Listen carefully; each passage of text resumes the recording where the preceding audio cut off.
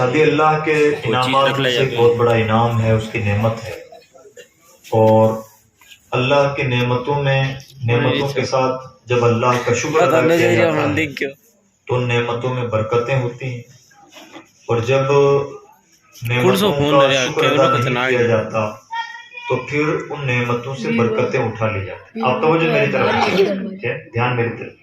جیسے اولاد اللہ کی ایک نعمت ہے، ہم نے اس کا شکر ادا کیا، اولاد کی ٹھیک سے تربیت کی، اس کا حق ادا کیا، اس کا خیال رکھا، اس کی تربیت میں کوئی کوتاہی نہیں ہونے دی، تو اللہ کا انعام یہ ہوتا ہے کہ اولاد اور نعمت بن کے رہتی ہے۔ اور اگر ہم نے اولاد کی ناشکری کے 10 طریقے ہو سکتے، ہم نے اولاد کی تربیت پہ دھیان نہیں دیا، ماں باپ ہونے کا حق ادا نہیں کیا، انہیں اچھائیاں نہیں سکھائیں، اولاد جو برائیاں سیکھ رہی تھی، بچہ جھوٹ بولنا سیکھ رہا تھا، چوری کرنا سیکھ رہا تھا، ماں باپ نے روکا ٹوکا نہیں، تو یہ بھی ناشکری کا ایک طریقہ ہے۔ اینڈ کیا ہوتا ہے اس کا؟ جب ہم چھوٹی چھوٹی ناشکریاں کرتے ہیں تو اینڈ یہ ہوتا ہے کہ وہ اولاد جسے اللہ نے نعمت بنایا تھا ایک دن ماں باپ کے لیے بہت بڑی زحمت بن جاتی ہے۔ سچ ہے یا نہیں؟ ہر نعمت کے ساتھ ایسا ہی ہوتا ہے۔ جب ہم نعمت کا شکر ادا کرتے ہیں ہمارا بھلا ہوتا ہے، سمجھنے والے جلدی سمجھ جاتے ہیں، کچھ لوگوں کو ٹھوکریں کھا کے بات سمجھ میں آتی ہے۔ اور جب ہم اللہ کی کسی نعمت کی ناشکری کرتے ہیں، اس نعمت کے ساتھ نافرمانی کرتے ہیں تو اس کا خمیازہ بھی بھگتنا پڑتا ہے۔ جیسے شادی اللہ کا ایک بڑا انعام ہے، اس انعام کو ہم انعام کے طور پر لیں، اس پہ شکر ادا کریں۔ شادی میں خطبہ پڑھا جاتا ہے، خطبے میں اللہ کی تعریف ہوتی ہے، رسول اللہ صلی اللہ علیہ وسلم پر درود و سلام بھیجا جاتا ہے، جو رشتے میں بند رہے ہیں انہیں دعائیں دی جاتی ہیں۔ قرآن مجید نے نکاح کے بارے میں جو باتیں بتائی ہیں ان آیتوں میں سے کچھ آیتیں تلاوت کی جاتی ہیں۔ تو صرف یہ نکاح کے آدھے گھنٹے کی محفل میں ایسا نہیں ہونا چاہیے، جب بھی نکاح کا کوئی پروگرام ہمارے ذہنوں میں بنے تو ہر پروگرام میں سے ہمیں ان تمام چیزوں کو نکال دینا چاہیے جو غیر اسلامی ہو، اور ان چیزوں کو داخل کرنا چاہیے جس سے اللہ کا شکر ادا ہو، اس کا ذکر ہو۔ اس کا فائدہ کیا ہوتا ہے؟ ہم نہیں جانتے کہ ہونے والا رشتہ کیسا ہے، ہم نہیں جانتے نا کہ آنے والی بہو کیسی آئے گی، ہمارا بچہ اس بہو کو نبھا پائے گا یا نہیں، یا کہیں ایسا نہ ہو کہ ہمارا بچہ اس قدر اپنی بیوی کی محبت میں گم ہو جائے کہ ماں باپ کو بھی بھول جائے۔ کچھ بھی تو ہو سکتا ہے، ایک بڑا رسک ہے نا۔ لیکن جب ہم اللہ کے ذکر کے ساتھ اس نعمت کی شروعات کرتے ہیں تو اس کا انعام کیا ملتا ہے؟ اللہ دلوں کو اس طرح سے موم کر دیتا ہے کہ میاں بیوی کے بیچ میں بھی محبتیں رہتی ہیں، نکاح کے بعد میں بھی بیٹا اپنے ماں باپ کا وفادار رہتا ہے، بہو اپنے ساس اور سسر کی وفادار بن کے رہتی ہے، اس گھر کی عزت و آبرو بن کے رہتی ہے، اپنے شوہر کی وفادار بن کے رہتی ہے۔ اور اگر ہم نے نکاح کی شروعات کسی غلط طریقے سے کی تو اس کا خمیازہ بھگتنا ہے۔ کیا خمیازہ یہ ہے کہ ہم تو کچھ اور ہی سمجھ رہے تھے کہ بہو بڑی نیک ہوگی، ٹھیک ہوگی، اور بہو درد سر بن گئی۔ ایسا ہو سکتا ہے یا نہیں؟ میں ایک مثال دے رہا ہوں۔ ہم سمجھ رہے تھے کہ بیٹے کا بیاہ کر دیں، اس کا نکاح کر دیں تو ہو سکتا ہے کہ یہ کمانے کھانے لگ جائے، ذمہ دار بن جائے، اچھا بن جائے، بھلا بن جائے، جب ذمہ داری اس کے سر پہ آئے تو ٹھیک ہو جائے۔ ہو سکتا ہے کہ وہ تو اور زیادہ بگڑ گیا ہو۔ ایسا ہو سکتا ہے یا نہیں؟ ماں باپ کا پہلے بچہ وفادار تھا، لیکن ماں باپ سے غلطی یہ ہوئی کہ نکاح میں انہوں نے بہت ساری خرافات کی، اللہ کا عذاب یہ نازل ہوا کہ وہ بیٹا جو اب تک ماں باپ کا وفادار تھا اب بیوی کی محبت میں اتنا گم ہو گیا کہ اس نے ماں باپ کے حق ادا کرنے چھوڑ دیے۔ ہو سکتا ہے یا نہیں؟ ہو سکتا ہے کہ آنے والی بہو ایسی ہو کہ اس کا چال چلن ٹھیک نہ ہو، اس کی وجہ سے گھر میں دوریاں پیدا ہونے لگی، جھگڑے پیدا ہونے لگے۔ کتنا رسک کی معاملہ ہے، ہمیں کچھ نہیں پتا کہ فیوچر کیا ہونا ہے، ہم نے شروعات اس کی غلط انداز سے کر دی، اس کا خمیازہ بھگتنا پڑ سکتا ہے اور پڑتا ہے۔ کیا ہوتا ہے؟ شادیاں بڑے دھوم دھڑام سے ہوتی ہیں، بڑے اہتمام سے ہوتی ہیں، ہوائی جہازوں سے کئی بار باراتیں جاتی ہیں، نتیجہ 6 مہینے میں یہ ہوتا ہے کہ میاں بیوی کے درمیان میں انبن ہونے لگتی ہے، طلاق تک کی نوبتیں آ جاتی ہیں۔ یہاں پر چیز یہ ہے ہی، میٹر یہ ہے ہی نہیں ہے کہ شوہر غریب ہے کہ بیوی غریب ہے یا بہت پڑھے لکھے ہیں کہ ان پڑھ ہیں۔ کسی بھی کیٹیگری کے لوگوں کے بیچ میں انبن ہو سکتی ہے. یہ سچ ہے کہ نہیں؟ کوئی معیار نہیں. ایسا نہیں کہ غریبوں کی وجہ سے، غربت کی وجہ سے ایسا ہوتا ہے، امیری کی وجہ سے ایسا ہوتا ہے، جہالت کی وجہ سے ایسا ہوتا ہے، یا پڑھائی لکھائی کی وجہ سے ایسا ہوتا ہے. جاہل سے جاہل لوگوں کے بیچ میں بھی طلاقوں کی نوبتیں آ جاتی ہیں، بہت ہائی ایجوکیٹڈ لوگوں کے بیچ میں بھی آ جاتی ہیں، سیلیبریٹیز کے بیچ میں بھی آ جاتی ہیں. ہر کیٹیگری کے لوگ، لو کیٹیگری کے، مڈل کیٹیگری کے، ہائی پروفائل لوگ، سب کے بیچ میں ایسی نوبتیں آ جاتی ہیں یا نہیں آ جاتی؟ ان بلاؤں کو ٹالنے کا طریقہ کیا ہے؟ ان بلاؤں کو ٹالنے کا طریقہ یہ ہے، کریم ہم جتنا سمجھتے تھے، ہم نے اپنی سمجھ کے مطابق بھلا کام کیا، اور ہم نے نکاح کا ہر پروگرام ایسا رکھا ہے جس سے تو ناراض نہ ہو. اب ہماری آبرو رکھنا، ہمارے فیوچر کی آبرو رکھنا، آئندہ گھر میں کوئی پرابلم کریٹ نہ ہو، ہمارے گھر کو محفوظ رکھنا صرف تیرے دست قدرت میں ہے. نگاہ کرم فرما کہ سب کچھ خیر و خوبی کے ساتھ ہو. بندہ یہ احساس اپنے رب کے بارگاہ میں شکر کے جذبات پیش تو کرے، انشاءاللہ اس کا انعام ضرور ملے. اور اگر ایسا کچھ بھی نہیں، کیا ہوگا کیا نہیں ہوگا، اچھائیاں برائیاں کچھ نہیں. اور اگر ہم سمجھتے ہیں کہ صاحب ایسا کیسے ہو جائے گا، ہم نے بہت سلیکٹ کر کے ہم بہو لائے ہیں، بہت اچھا گھرانہ چنا ہے، تو آپ نے بہت سارے لوگوں کو سنا ہوگا کہتے صاحب ہم تو سمجھ رہے تھے کہ ایسا ہے لیکن ایسا نکل آیا. ہوتا ہے کہ نہیں؟ اپنے آپ کو ہم بہت زیادہ سمجھدار اور بہت زیادہ دور اندیش نہ سمجھیں، ہوتا وہی ہے جو وہ چاہتا ہے. اس لیے ہمیں اپنی کشتی اس کے حوالے رکھنی چاہیے، اور اس کو ناراض کرنے والا کام تو بھول کے بھی نہیں کرنا چاہیے. اب اس کا طریقہ کیا ہے؟ اس کا طریقہ یہ ہے، ہماری شادیوں کی محفلوں میں خرافات نہ ہو، گانے باجے، بے حیائیاں، ناچ. مجھے نہیں معلوم کہ یہاں کیا ہوتا ہے کیا نہیں ہوتا ہے. عام طور پر ہم تمام سماجوں میں، تمام گاؤں کھیڑوں میں، شہروں میں تقریباً یہ بات نوٹ کرتے ہیں کہ شادی کے موقع پر تو انسان یہ بھول ہی جاتا ہے کہ اس کا کوئی رب ہے، وہ کسی کا امتی ہے، اس کا کوئی پالن ہار ہے. ایسا لگتا ہے کہ اب تو ہم بے مہار ہیں، ہم سے کوئی پوچھنے والا ہی نہیں ہے.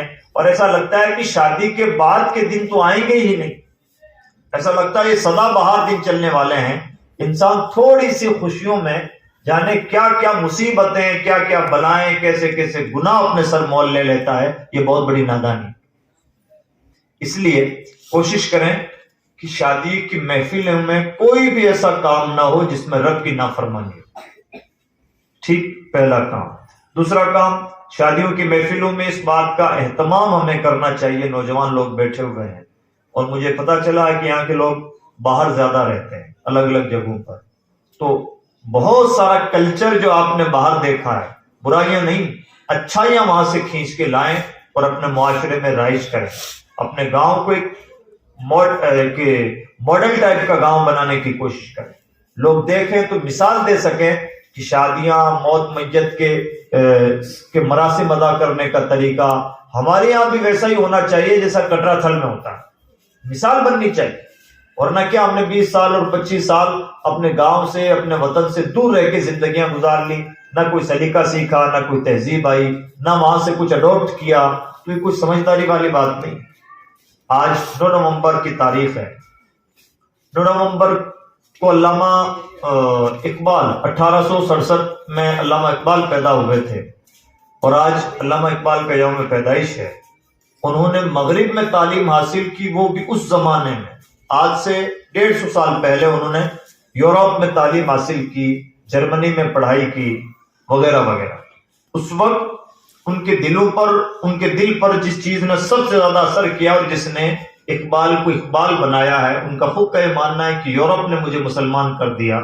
یعنی وہاں کے کلچر میں جو برائیاں دیکھی، انہیں ان کا درد جاگا اور انہیں احساس ہوا کہ اللہ نے ہمیں جو اچھائیاں عطا فرمائی ہیں، اگر ہم ان برائیوں کے بیچ میں اپنے اچھائیوں کو نہ لا سکیں تو ہم تو چھوٹے انسان ہوں گے اور یہ سمجھداری کی بات نہیں ہوگی. نتیجہ یہ نکلا کہ اقبال کو اس درد نے علامہ اقبال بنایا، شاعر مشرق بنایا، مفکر اسلام بنایا، عظیم فلسفی بنایا. اور اقبال کے فلسفے کی بنیاد پر دنیا میں بڑے بڑے کام ہوئے یا نہیں ہوئے؟ کس چیز کی وجہ سے؟ اقبال نے وہاں کی برائیوں کو اور اچھائیوں کی چھٹنی کی. جو اچھائیاں تھیں ان کو اپنایا اور جو برائیاں تھیں ان کو یکلخت چھوڑا اور ان برائیوں کے خلاف لڑنے کے لیے اپنی پوری زندگی وقف کر دی۔ سمجھداری کی بات یہ ہے کہ ہم دنیا میں جہاں کہیں بھی جائیں، سفر کریں، کہیں بھی رہیں، تو اتنا ڈرے سہمے نہ رہیں کہ دنیا کے ہو کے رہ جائیں، وہاں سے اچھائیاں اپنے اندر لائیں اور برائیوں کو ہمیشہ اپنے آپ سے، اپنے معاشرے سے دور کرنے کے لیے جد و جہد کریں۔ یہ ہم سب کی ایک ذمہ داری بنتی ہے۔ اس لیے اپنی شادیاں بہت سستی، کم خرچی کی شادیاں، ایسا نہ ہو کہ 10 سال محنت کر کے ہم نے کمایا اور ایک ہی شادی میں اتنا زیادہ اڑا لیا کہ 10 سال کی محنت پانی میں بہہ گئی۔ کوئی سمجھداری کی بات نہیں، بہت بڑی بے وقوفی کی بات۔ ہاں، اپنے پیسے کا سب سے زیادہ صحیح استعمال کہاں کرنا چاہیے؟ اپنے پیسے کا سب سے بھلا استعمال ہے اپنے بچوں کے ایجوکیشن۔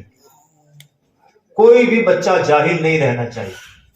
ہمارا ہر بچہ پڑھا لکھا ہو، اور پڑھا لکھا سے مراد ہائی ایجوکیٹڈ بچہ ہو۔ پڑھائی لکھائی سے مراد 10th اور 12th کا زمانہ نہیں رہا، بہت ہائی ایجوکیٹ ہو ہمارا بچہ، اور اللہ کرے کہ وہ جس فیلڈ میں بھی رہے اپنی ایک شان شوکت اور اپنے ایک وقار کے ساتھ رہے، اور یہ کام صرف پڑھائی کے تھرو ہی پاسبل ہے۔ وداؤٹ ایجوکیشن عزت کی زندگی گزار پانا کبھی بھی پاسبل نہیں۔ اس لیے آپ جہاں کہیں بھی رہتے ہوں، اپنے گاؤں کس اینگل سے فکر کریں کہ ہمارے گاؤں کا کوئی بھی بچہ جاہل نہیں رہنا چاہیے، اور آپ چاہیں تو ایسا کر سکتے ہیں، اور جس دن ایسا کرنے لگیں گے آپ بڑے سمجھدار کہلائیں گے۔ ورنہ اپنا پیٹ پالنا اور اپنے بچوں کا پیٹ پالنا تو ایک چڑیا بھی یہ کام کر لیتی، ایک جانور بھی یہ کام کر لیتے ہیں۔ ایک اچھے انسان میں اور ایک عام جاندار میں فرق اس چیز کا ہے، انسان ہے، معاشرے کی سوچتا ہے، سب کے بیچ میں رہتا ہے، تنہائی میں رہ بھی نہیں سکتا، تنہائیاں اسے پسند بھی نہیں ہے، اور انسان کو انسان کہا بھی اس لیے جاتا ہے کہ وہ سوشل اینیمل ہے، وہ سوسائٹی میں رہنا چاہتا ہے، سوسائٹی کے بیچ میں ریفارم کرنا چاہتا ہے، سوسائٹی کو کچھ دینا چاہتا ہے، سوسائٹی سے کچھ لینا چاہتا ہے۔ دنیا سے ہمیں بہت کچھ ملا ہے، یہ مائک ہمیں کسی نے بنا کے دیا نا، تبھی تو آج ہم اس کا استعمال کر پا رہے ہیں۔ یہ بلب ہم نے کسی نے ہمیں بنا کے دیا، تبھی تو آپ اس کے اجالے میں ہم بیٹھے ہو گئے۔ پنکھے کا کسی نے انتظام کیا، موبائل ہمیں کسی نے بنا کے دیا۔ ہم نے اس دنیا کو کیا دیا؟ ہم صرف دھرتی کا بوجھ۔ ہمیں اپنے آپ کو ایسا بنانا چاہیے کہ ہم جب پیدا ہوئے تھے تو کچھ بھی نہیں تھے، اس دنیا سے ہم نے بہت کچھ لیا ہے، تو ہمیں بھی اس دنیا کو بہت کچھ دے کے جانا ہے۔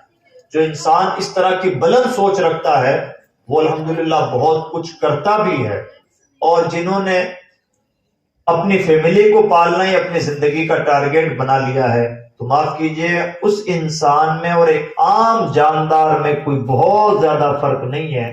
اس کے علاوہ کہ آپ کپڑا پہن لیتے ہیں اور آپ گھر کے اندر رہتے ہیں اور آپ انسان کہلاتے ہیں، وہ جانور کہلاتا ہے، وہ اس کی کیٹیگری الگ ہے اور آپ کی کیٹیگری الگ ہے۔ جسمانی طور پر، فکری طور پر دونوں سیم ہیں۔ اسی لیے اپنے آپ کو ایک، جس طرح سے اللہ نے ہمیں اشرف المخلوقات بنایا ہے، ہماری فکر بھی ایسی ہونی چاہیے، ہماری سوچ ایسی ہونی چاہیے کہ ریئل میں ہم اسی لیول کے ہوں۔ اس لیے اپنی فکر کو ہمیشہ ڈیولپ کریں۔ میں نے جو قرآن مجید کی آیت تلاوت کی، اللہ نے انعام کے طور پر ارشاد فرمایا، اے انسانوں ہم نے تمہیں جوڑ جوڑ بنایا ہے۔ توجہ ایک بار میری طرف رکھیں، میں دیکھ رہا ہوں یہ جلسہ کوئی رات بھر نہیں چلنے والا، اور نہ آپ کے یہاں روزانہ جلسے ہوتے ہیں، ٹھیک ہے نا؟ روزانہ تو نہیں ہوتے نا، تو تھوڑی دیر کے لیے سن لیں، ہم لوگ آئے ہیں سنانے کے لیے، تو توجہ کے ساتھ سن لیں، بعد میں دیکھ لیجئے گا آپ ہی کا گاؤں ہے، نہ آپ کی دیواریں نہیں ہیں، نہ یہاں کے انسان ہیں۔ تھوڑی دیر توجہ ادھر رکھیں، ایسا محسوس ہمیں نہیں ہونا چاہیے کہ صاحب ہم آپ کے اوپر بوجھ بنے ہوئے، تھوڑا توجہ کریں۔ اللہ نے انعام کا ذکر کرتے ہوئے، انعام کے طور پر ذکر کرتے ہوئے ارشاد فرمایا، لوگوں ہم نے تمہیں جوڑ جوڑ پیدا فرمایا ہے۔ اس کا مطلب یہ ہے کہ اللہ نے اس دنیا میں جتنے مرد پیدا فرمائے ہیں اتنی عورتیں پیدا فرمائی، اور جتنی عورتیں اتنے ہی مرد ہیں، کوئی بھی کم زیادہ نہیں ہے۔ یہ قدرت کا اصول ہے۔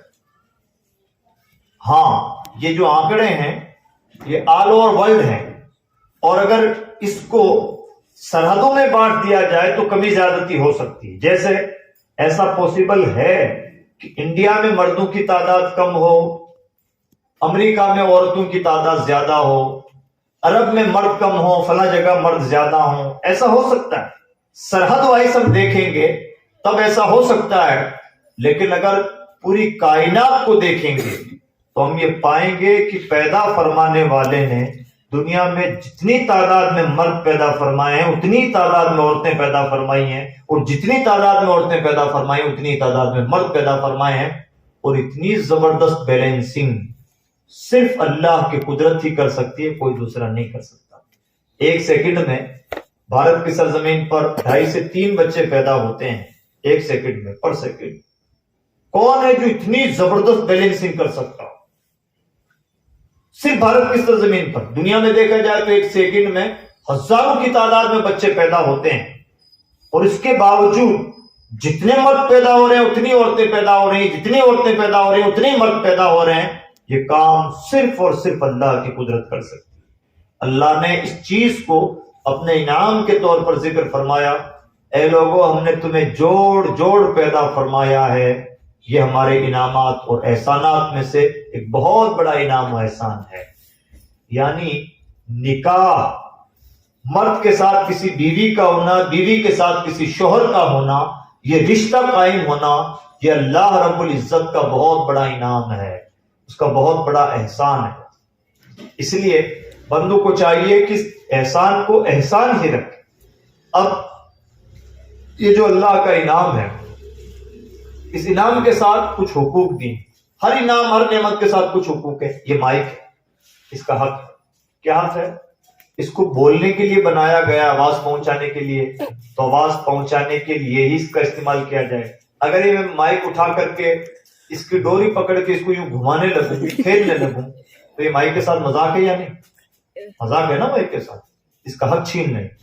اسی طرح سے جو بھی چیز جس مقصد کے لیے، یہ ڈنڈا ہے مائک کا ڈنڈا، یہ مائک کے لیے ہے، اگر مان لیجیے ہم ہتھوڑے کے طور پر اس کا استعمال کریں کسی چیز کو توڑنے پھوڑنے کے لیے، تو یہ اس کے حق تلف ہے۔ اسی طرح سے نکاح کے بھی میاں بیوی پر ایک دوسرے کے کچھ حقوق ہوتے ہیں، اور میں بہت زبردست بات بتا رہا ہوں، جب شوہر یا بیوی میں سے کوئی بھی اپنا حق ادا نہیں کرتا تو اس کا نتیجہ یہ نکلتا ہے کہ گھر میں دراڑیں پیدا ہونے لگتی ہیں، جھگڑے پیدا ہونے لگتے ہیں، ایک دوسرے کے بیچ میں دوریاں پیدا ہونے لگتی ہیں، شوہر کو بیوی سے، بیوی کو شوہر سے شکایتیں ہونے لگتی ہیں، یا شوہر کے گھر والوں کو اپنی بہو سے، یا بہو کے گھر والوں کو اپنی بیٹی کے سسرال سے شکایتیں ہونے لگتی ہیں۔ اب اس کا طریقہ کیا ہے؟ اس کا سیدھا سا فارمولہ ہے۔ دنیا جہان کو سب کو خوش نہیں رکھا جا سکتا۔ کون ہے جو سب کو خوش رکھ پاتا؟ بہت سارے لوگ ہیں بیچارے، سب کی چاپلوسیاں کرتے ہیں، سب کی جی حضوری کرتے ہیں، سب کو خوش رکھنے کی کوشش کرتے ہیں، لیکن پھر بھی ایسا ہو پاتا ہے؟ ہمارے لوگ ہمیں کو برا بھلا کہنے والے، ہمیں نیچا دکھانے والے، ہماری برائیاں بیان کرنے والے، اس دنیا میں ایک عجیب قسم کی نفسا نفسی ہے، نفرتیں ہیں، حسد ہے، جلن ہے، کینہ کپٹ ہے، دشمنیاں ہیں، بھری جا رہی ہے نفرتوں سے دنیا۔ صرف اللہ ہے جو اپنے بندوں سے بے پناہ محبت کرتا ہے، اور اس کے نبی ہیں، نبی رحمت صلی اللہ تعالی وسلم، جو پوری کائنات کے لیے رحمت ہیں، ہم سب کے درد مند ہیں، خیر خواہ ہیں، بھلا چاہنے والے ہیں، ہم سے بے پناہ محبت فرمانے والے ہیں۔ یہ اللہ والے ہیں جو دین اسلام کی وجہ سے ہم سے محبت کرتے ہیں، ورنہ اس دنیا کو تو ہم سے نفرت کرنے سے بھی فرصت نہیں ہے۔ سچ ہے یا نہیں؟ میاں بیوی کے بیچ میں دراڑیں کیوں پیدا ہونے لگتی ہیں؟ اس لیے کہ یا تو شوہر بیوی کا یا بیوی شوہر کا حق ادا نہیں کر پاتی۔ وہ حق کیا ہے؟ ایک شوہر پر اس کی بیوی کا سب سے پہلا حق یہ ہے کہ وہ اسے مہر دے۔ پہلا حق شوہر پر کیا ہے؟ مہر دے۔ مہر کی کم سے کم مقدار شریعت میں، یعنی اتنا تو دینا ہی دینا ہے۔ وہ کتنا ہے؟ وہ ہے 33 گرام چاندی۔ اتنا تو دینا ہی دینا ہے، اس سے کم مہر نہیں ہو سکتا۔ ہاں، اس سے زیادہ جتنا دینا چاہیں دے دیں، مرضی دینے والے۔ کم سے کم 33 گرام چاندی عورت کا مہر ہونا چاہیے۔ مہر کے بارے میں مسئلہ یہ ہے کہ مہر دے اور کوشش کرے کہ جتنا جلد دے سکتا ہے دے۔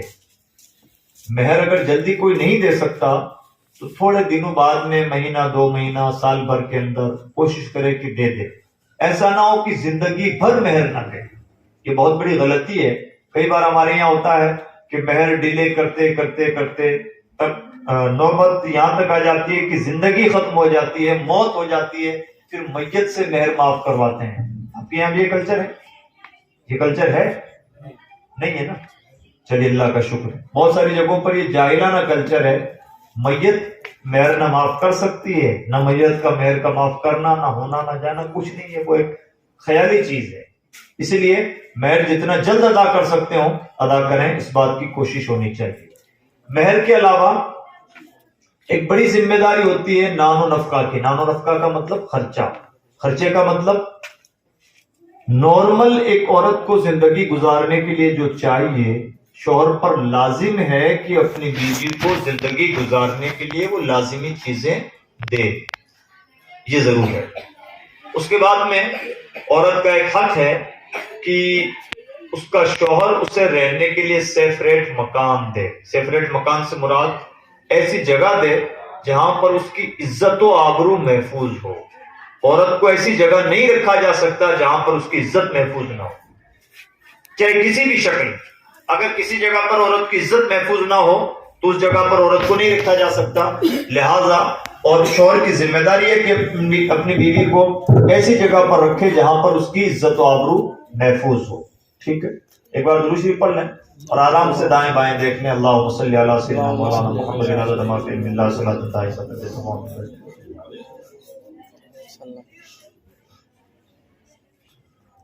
یہ عورت کا حق ہے کہ اس کا شوہر اسے پورا مہر دے, رہنے کے لیے سیپریٹ مکان دے, نارمل جو جیب خرچ کیا جا سکتا ہے وہ دے. اور ایک اور بڑی ذمہ داری وہ کیا ہے؟ کامن ذمہ داری یہ ہے. قرآن مجید میں اللہ نے ارشاد فرمایا وعاشروہن بالمعروف. اے انسانوں, اپنی عورتوں کے ساتھ اچھا سلوک کرو.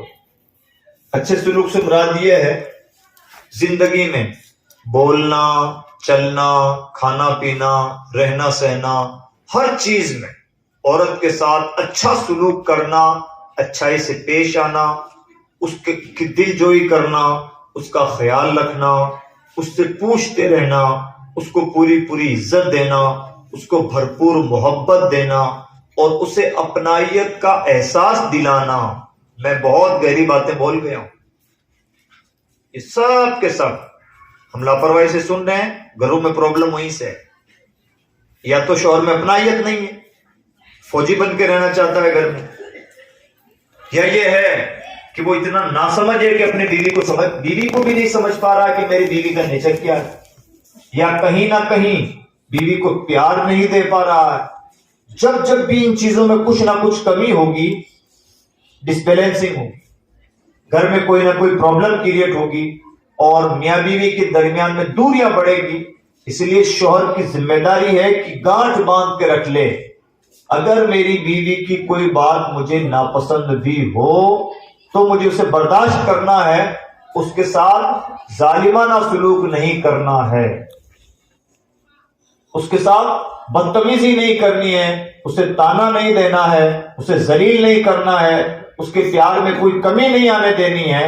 جو شوہر اتنے سمجھدار ہوتے ہیں ان کے گھروں میں کوئی پرابلم نہیں. پرابلم جہاں کہیں بھی ہے, میں یہ بات نوجوانوں کے بیچ میں بیٹھ کر لازمی طور پر کہنا چاہوں گا, اگر کہیں بھی میاں بیوی کے بیچ میں انبن ہے, میرا اپنا تجزیہ یہ ہے وہاں کمی شوہر کی نظر آئے گی کہ شوہر ضرور ناسمجھ قسم کا شوہر, یا تو جذباتی ہے, یا ناسمجھ ہے, یا ان پڑھ ہے, یا اپنی بیوی کو بھی نہیں سمجھ پا رہا ہے کہ میری بیوی کا نیچر کیا ہے, تبھی پرابلم کریٹ ہو رہا ہے. اگر شوہر سمجھدار ہو, عورت چاہے جس نیچر کی ہو, اگر سمجھدار ہے, اس کے اندر لیڈرشپ کی صلاحیت پائی جاتی ہو, اس کے اندر گھر کو نبھانے کی صلاحیت پائی جاتی ہو, تو وہ کسی بھی نیچر کی عورت ہو اس کے ساتھ نباہ کر سکتا ہے, زندگی گزار سکتا ہے. اور مرد تھوڑا سا بھی نہ سمجھو تو اسے شکایت ہونے لگے گی, صاحب میں تو کام چلا لوں لیکن میری بیوی کا نیچر ایسا ہے, میں تو ٹھیک ہوں لیکن وہ بولنے میں ایسی ہے. اگر شوہر سمجھدار ہو تو کسی بھی نیچر کی بیوی ہے اسے اس کے ساتھ وہ سمجھوتا کر سکتا ہے، زندگی گزار سکتا ہے، اس کے ساتھ وہ ٹیوننگ اس کی بیٹھ سکتی ہے، شرط یہ ہے کہ سمجھدار تو ہو۔ پرابلم وہاں ہوتی ہے کہ مرد یا تو سمجھدار نہیں، یا بہت زیادہ جذباتی ہے، یا محبت کرنے کا اظہار نہیں کر پاتا، وغیرہ وغیرہ۔ اس لیے شوہر کی ذمہ داری ہے کہ وہ اپنی بیوی سے ہر موڑ پر اچھے سے اچھا سلوک کرے، اس کے ساتھ کہیں بھی ناسمجھی کا سلوک نہ کرے۔ ایک بار نعرہ لگا، نعرہ تکبیر، نعرہ رسالت، علماء اہل سنت۔ یہ علماء کرام ہیں اور ذمہ دار علماء حضرت مولانا حافظ اشرف صاحب برکاتی۔ مکرانہ میں ایک بڑی مسجد ہے، اس کے آپ امام صاحب ہیں، بہت اچھے بزنس مین، عالم دین بھی ہے، بزنس مین بھی ہے، ماربل کا بہت اچھا کام ان کا ہے۔ حضرت مولانا شہادت امجدی صاحب بہت بڑے عالم ہیں اور آپ کے شاگرد بہت بڑے بڑے مدرسوں میں پڑھاتے ہیں۔ حضرت مولانا حافظ فضل حق صاحب ایک بہت اچھا ادارہ چلاتے ہیں۔ یہ علماء کرام میں قاری بھائی صاحب جن سے بھی آپ نے نعتیں سنی، کہ خود ہندوستان کے بہت مشہور نعت خواں ہیں۔ آج ہم سب لوگ ایک ساتھ جمع تھے تو ایک ساتھ آپ کے پروگرام میں آ گئے ہیں، اور یہ آپ لوگوں کو اس بات پر خوشی ہونی چاہیے کہ الحمدللہ آپ کے گاؤں میں بہت سارے اچھے لوگ تشریف فرما ہیں۔ پیر صاحب کی بلا یہاں پر جلوہ افروز ہیں، آپ کے گاؤں میں ایک اچھی خانقاہ بھی ہے، درگاہ بھی ہے، اور اس کا جتنا زیادہ آپ فیض اٹھا سکتے ہیں اٹھائیں۔ اب مجھے جو کمی محسوس ہوتی ہے وہ نوجوانوں میں تھوڑے سے جذبے کی محسوس ہوتی ہے۔ اگر نوجوان تھوڑا سا سمجھدار ہوں، حساس قسم کے ہوں، اپنی ذمہ داریاں محسوس کرنا چاہیں، تو کٹرا دل کو ایک بہت اچھا اور رول ماڈل ٹائپ کا قصبہ بنا سکتے ہیں۔ اللہ ہمیں ایسا سمجھدار بنائے۔ ایک بار درود شریف پڑھ لیں۔ اللہم صلی علی سیدنا مولانا محمد عدد ما فی علم اللہ صلاۃ دائمۃ بدوام الملک الحی القیوم۔ آپ کے امام صاحب بہت بزرگ عالم دین ہیں۔ اب بزرگ علماء، بزرگ امام زیادہ تر گاؤں میں ملتے نہیں، بہت ساری جگہوں پر نوجوان قسم کے اور جذباتی قسم کے لوگ ملتے ہیں۔ بزرگ عالم دین کا بھی آپ بھرپور فائدہ اٹھائیں، خوب ان کے پاس بچے پڑھنے کے لیے بھیجیں، ان کے اچھے اچھے شاگرد تیار کرنا اس وقت آپ کی ہماری سب کی بہت بڑی ذمہ داری ہے۔ اس طرح کے بزرگ اور تجربہ کار علماء کم رہ گئے ہیں، تو ہمیں چاہیے کہ ہم ان کا فائدہ اٹھائیں اور ہماری آنے والی نسلوں کو ان کا ایسا شاگرد بنائیں کہ اگر امام صاحب موجود نہ بھی ہوں تو ہمارے گاؤں میں 10 لوگ ایسے ہوں جو امام صاحب کی غیر موجودگی میں نماز پڑھانے کے لائق ہوں۔ یہ ہماری سمجھداری کی بات ہے، تو اس لیے یہ کام ہمیں لازماً کرنا چاہیے۔ تو میں عرض یہ کر رہا تھا کہ اس طرح سے یہ چند حقوق ادا کریں اور پوری زندگی مرد یہ گانٹھ باندھ کے رکھ لے کہ مجھے اپنی عورت کے ساتھ ہر موڑ پر اچھے سے اچھا سلوک کرنا ہے، بولنے میں اچھا، اس کے ساتھ برتنے میں اچھا، رہن سہن میں، خرچ دینے میں، اس سے محبت کرنے میں، اس کے گھر والوں کا خیال کرنے میں، اس کی دل جوئی کرنے میں۔ عورت زندگی میں بارہا ٹوٹ جاتی ہے اور ہر دن اس کے ساتھ کچھ ایسے مراحل ہوتے ہیں، ساس نے کوئی تانا دے دیا، کسی کی یہاں کوئی کمی کجی پڑ گئی، اس لیے کسی نے اس کو برا بھلا کھوٹی کھری سنا دی، عورت کا دل ٹوٹا ہوا ہوتا ہے۔ ایسے میں وہ اپنا سب کچھ دکھڑا اپنے شوہر کے سامنے رکھتی ہے۔ اب شوہر کی ذمہ داری بنتی ہے کہ شوہر اسے بہت سمجھداری کے ساتھ مینیج کرے اور اس کی دل جوئی کرے اور اسے اس کے دل میں جو غبار ہے اس کو ہلکا کرے، اسے تسلی دے اور اسے اس بات کا احساس دلائے کہ اگر تمہارا کوئی بھی نہیں ہے تو میں تمہارا ہوں۔ جو شوہر اس طرح سے سمجھدار ہوتے ہیں وہ اپنے گھروں کو بہت اچھے انداز سے نبھا لیتے ہیں۔ تو ہمیں چاہیے کہ اپنے گھروں میں اسی طرح کا ماحول پیدا کریں۔ ایک شوہر کی بڑی ذمہ داری یہ ہے کہ اپنی اولاد کی تربیت پر بہت زیادہ توجہ دے۔ اولاد کی تربیت کیسے کرنا چاہیے؟ اولاد کی تربیت میں بہت ساری چیزیں ہیں، چند باتیں میں آپ کو بتاؤں۔ اپنی اولاد کا ٹھیک سے مطالعہ کریں، اپنے بچوں کو سمجھیں کہ ہمارے بچے کی اچھائیاں کیا ہیں اور برائیاں کیا ہیں۔ ہمیں معلوم ہونا چاہیے کہ ہمارے بچے کے اندر یہ 10 اچھائیاں پائی جاتی ہیں، یہ 10 برائیاں پائی جاتی ہیں، اور اب کیا کام کرنا ہے؟ کام یہ کرنا ہے کہ بچے کی جو اچھائیاں ہیں انہیں آہستہ آہستہ بڑا بنانا ہے، اتنا بڑا بنانا ہے کہ وہ اچھائیاں بچے کی پہچان بن جائیں، اور بچے کے اندر جو برائیاں ہیں ان برائیوں کو آہستہ آہستہ ختم کرنا ہے، اس طرح سے ختم کرنا ہے کہ برائیاں بالکل جڑ سے ختم ہو جائیں۔ یہ بات سمجھ میں آ رہی؟ ایک مثال سمجھ لیں، بات اور کلیئر ہو جائے گی۔ جیسے بچوں میں ایک عادت ہوتی ہے، کچھ بچے وہ ہوتے ہیں جو اٹھنے میں سستی کرتے ہیں، ایسا ہوتا ہے نا؟ کچھ بچے وہ ہوتے ہیں کبھی ٹائم پر نہیں اٹھتے، آنا کانی، کروٹیں بدلنا، سستی کرنا، کچھ دیر بعد میں اٹھ جاؤں گا، ابھی تو بہت ٹائم باقی ہے، ایسا ہوتا ہے نا. اور کچھ بچے وہ ہوتے ہیں جو جھٹپٹ میں آپ نے اٹھایا بیٹا اٹھ جاؤ، فوراً ایک جھٹکے میں اٹھتے ہیں، تیار ہو جاتے ہیں، یا جو استنجا کرنا ہے، فریش ہونا ہے، ایک دم تیار ہو جاتے ہیں. ہوتا ہے نا ایسا. یہ دو طرح کے بچے، کچھ بچے وہ جو اٹھنے میں آنا کانی کرنے والے، سستی کرنے والے ہیں، کروٹیں بدلنے والے، رونے دھونے والے، بہانے بازی کرنے والے. اور کچھ بچے وہ ہیں جو جھٹکے میں اٹھتے ہیں. یہ کیا ہے؟ یہ دراصل بچوں کے دو طرح کے نیچر ہیں. کچھ بچے وہ ہیں جو جن کے نیچر میں سستی ہے، کچھ بچے وہ ہیں جن کے نیچر میں چستی ہے. اب ہمیں دونوں طرح کے بچوں کو دو طرح سے مینیج کرنا ہو. مینیج کرنے کا کیا طریقہ ہے؟ اگر ماں باپ سمجھدار ہوں تو بچے کی چھوٹی سی غلطی کو، جو آج چھوٹی سی غلطی ہمیں نظر آ رہی ہے کہ بچہ اٹھنے میں آنا کانی سستی کرتا ہے، کل یہی غلطی اتنی بڑی غلطی بن جاتی ہے کہ جو بچہ آج اٹھنے میں آنا کانی کر رہا ہے، سستی کر رہا ہے، ہو سکتا ہے کہ کل کے دن وہ بچہ بہت بڑی کمپنی کا مالک بن جائے، تب بھی اپنے کمٹمنٹ کا پکا نہ ہو، وعدہ کرے کہ میں یہ چیز تیار کر کے 2 دن میں دے دوں گا اور نہ دے 5 دن میں بھی. کون لوگ ہوتے ہیں راتوں رات ایسا نہیں بولتے. ہم کہتے ہیں صاحب کاریگر بہت اچھا ہے لیکن زبان کا بڑا کچا ہے، کوئی بھی کام وقت پہ کر کے نہیں دیتا ہے، ٹائم پہ کام کر کے نہیں دیتا ہے، وعدے کا پورا نہیں ہے، زبان کا پکا نہیں. ایسا ہوتا نا. تو کچھ لوگ زبان کے اتنے پکے ہوتے ہیں جو کہہ دیا سو کہہ دیا. ہوتا ہے نا. کون لوگ؟ یہی بچے ہیں. آج وہ بچہ ہے تو اس کی غلطی چھوٹی نظر آ رہی ہے، کل وہی چھوٹی غلطی پرورش پاتے پاتے بڑی غلطی بن جاتی ہے، اور وہی بڑی غلطی کبھی کبھار بڑا درد سر بن جاتی ہے، بچے کی پہچان بن جاتی ہے. صاحب ہے تو بہت اچھا لیکن زبان کا بڑا کچا ہے. ہوتا ہے نا. ہم سب کہتے ہیں نا ایک دن وہ زبان کا کچا نہیں ہوتا ہے. جو بچہ شروع سے ٹائم مینیج کرنا نہیں سیکھتا، جو بچہ شروع سے سستی کرتا ہے، اگر ماں باپ نے شروع میں توجہ نہیں دی تو وہی شروع کی بچپن کی سستی بہت بڑی سستی کا سبب بن جاتی ہے، اور وہی سستی بچے کی پہچان بن جاتی ہے. اور اگر بچہ ابھی سے ٹائم کا پابند ہے، بچے کو خود نہیں پتا، اس کا نیچر ہی ایسا ہے.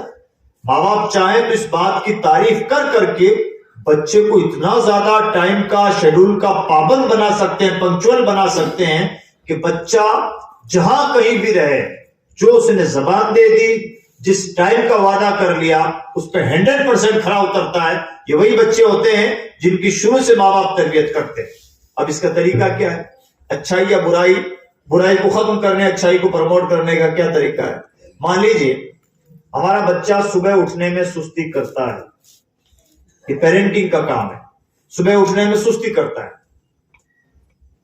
آنا کانی، کروٹیں بدلنا، بہانے بازی کرنا، ٹال مٹول کرنا. تو اس کا کیا طریقہ ہے؟ اس کا طریقہ یہ ہے، ماں باپ پہلے تو یہ سمجھیں اور اپنے ذہن میں نوٹ کریں کہ ہمارے بچے کی یہ غلطی ہے. ہماری پریشانی ہے کہ ہمیں تو پہلے اس بات کا یہ احساس نہیں کہ یہ کوئی غلطی ہے، پھر اس بات کی فکر نہیں کہ اس غلطی کو سدھارنا ہے. اگر یہ تھوڑی موڑی فکر ہو تو طریقہ نہیں معلوم. طریقہ سنیں، پہلے تو نوٹ کریں کہ غلطیاں کیا کیا ہیں بچے کی. آج کی غلطیاں چھوٹی ہوں گی، کل یہی چھوٹی غلطیاں بڑی غلطیاں بن جاتی ہیں. تو اس کا طریقہ کیا ہے؟ اس کا طریقہ یہ ہے، اس غلطی کو ہم نے نوٹ کر لیا کہ ہمارے بچے کی یہ خامی ہے کہ بچہ ٹائم کا پابند نہیں، یا بچہ اٹھنے میں سستی کرتا ہے. اب اس کو ختم کرنے کا کیا طریقہ ہے؟ وہ بچہ جو کبھی ٹائم پر نہیں اٹھتا، ہم یہ پائیں گے کہ کبھی کبھی تو وہ بھی ٹائم پر اٹھ ہی جاتا ہے. بچہ جو کبھی ٹائم پر نہیں اٹھتا، ہمیشہ اٹھنے میں آنا کانی، کروٹیں بدلنا، سستی کرتا ہے نا. کبھی کبھار مان لیجیے بچے کو بھلے پیشاب بھی لگاؤ، پیشاب کے بہانے بچہ ٹائم پر اٹھ گیا. ماں باپ اگر سمجھدار ہوں، ہو سکتا ہے کہ صاحب ہمارا یہ بچہ ہے 10 سال کا، میرا بچہ بڑا اچھا ہے، اس کی جو اچھائیاں اس کی تعریف کیجئے، پیر صاحب کے سامنے تعریف کیجئے، امام صاحب کے سامنے تعریف کیجئے. پیر صاحب ہمارا یہ بچہ ہے، اس کے سر پہ ہاتھ رکھ دیجئے، بچہ پڑھنے میں بہت اچھا، ٹائم پر اسکول چلا جاتا ہے، ہوم ورک پورا کرتا ہے، ہم جو کام بتاتے ہیں وہ پورا کر لیتا ہے، ہمارا فرما بردار ہے، گھر سے باہر نہیں رہتا. جو جو اچھائیاں وہ سب بیان کیجیے. بچے کی حوصلہ افزائی ہونی چاہیے اور بچے کو بھی پتا ہونا چاہیے کہ میری خوبیاں کیا ہیں. آگے جو بچے کی تعریف کر رہے ہیں، تعریف نہیں، بچے کی اچھائیوں پر مہر لگا رہے ہیں، اور انشاءاللہ اگر آپ سمجھدار ہیں تو آپ کے بچے کی یہی آج کی اچھائیاں، چھوٹی چھوٹی سے اچھائیاں کل بہت بڑی اچھائیوں میں بدل جائیں گی۔ اب وہ بچہ جو کبھی ٹائم پر نہیں اٹھتا ہے، کبھی کبھار تو وہ بھی ٹائم پر اٹھ جاتا ہے، آپ اس بچے کو لے کے پہنچ گئے امام صاحب کے پاس، پیر صاحب کے پاس، اور کہنے لگے پیر صاحب ہمارے بچے کے اندر یہ اچھائیاں ہیں، لیکن ایک کمی تھی کہ میرا بیٹا ٹائم پر نہیں اٹھتا تھا، آج سے میرے بیٹے کے اندر یہ کمی بھی دور ہو گئی، اور آج میں نے نوٹ کیا کہ میرا بچہ ٹائم پر اٹھ گیا۔ ہم بھی جانتے ہیں کہ بچہ کوئی ٹائم پر نہیں اٹھا، اسے پیشاب لگا تھا، بیچارہ پیشاب کرنے کے لیے اٹھا ہے، لیکن ماں باپ سمجھدار ہوں تو اس ایکسیڈنٹ کو بھی، اس آپدہ کو بھی اوسر میں بدل سکتے ہیں، اس ایکسیڈنٹ کا فائدہ اٹھا سکتے ہیں، اور اس کی اتنی تعریف کریں کہ کل کے دن بچہ آسانی سے اٹھنے کی کوشش خود بخود کرے گا۔ لیکن کب ہوگا یہ؟ جبکہ ماں باپ کو احساس ہو کہ یہ برائی ہے، اس برائی کو ختم کرنا ہے، ختم کرنے کا یہ طریقہ اپنانا ہے۔ بچہ ٹائم پر اٹھتا ہے، اب اس کو پہچان کیسے بنانا ہے؟ پہچان یہ بنانا ہے، حضرت میرا بچہ بڑا اچھا ہے، کبھی بھی اٹھنے میں سستی نہیں کرتا۔ آپ امام صاحب سے، پیر صاحب سے سر پہ ہاتھ رکھوائیے، دعا دلوائیے، آپ ان کے سامنے بچے کی تعریف کریں گے، آپ کا بچہ جو خود بخود ٹائم پر اٹھ رہا تھا، اسے خود نہیں پتا تھا، اب بچہ گانٹھ باندھ لے گا کہ ٹائم پر اٹھنا بڑی اچھی بات ہے، جو بچے ٹائم پر اٹھتے ہیں ان کی تعریف ہوتی ہے، اور یہ بہت اچھائی کی بات ہے۔ اللہ نے چاہا تو آپ کا بچہ اسی بات کو اپنی پہچان بنا لے گا، ٹھیک ہے؟ یہ اس طرح سے برائیوں کو ختم کیا جاتا ہے۔ میں امید کرتا ہوں کہ جو باتیں آپ کے سامنے پیش کی گئی ہیں آپ نے اسے توجہ کے ساتھ سنا ہوگا، اور سننے کے ساتھ اس پر عمل کرنے کی کوشش کریں گے۔ اللہ رب العزت ہم سب کو کہنے سننے سے زیادہ عمل کرنے کی توفیق عطا فرمائے، سمجھدار بنائے، حساس بنائے، باشعور بنائے، ذمہ دار بنائے، اور اللہ رب العزت ہونے والی شادی کو شادی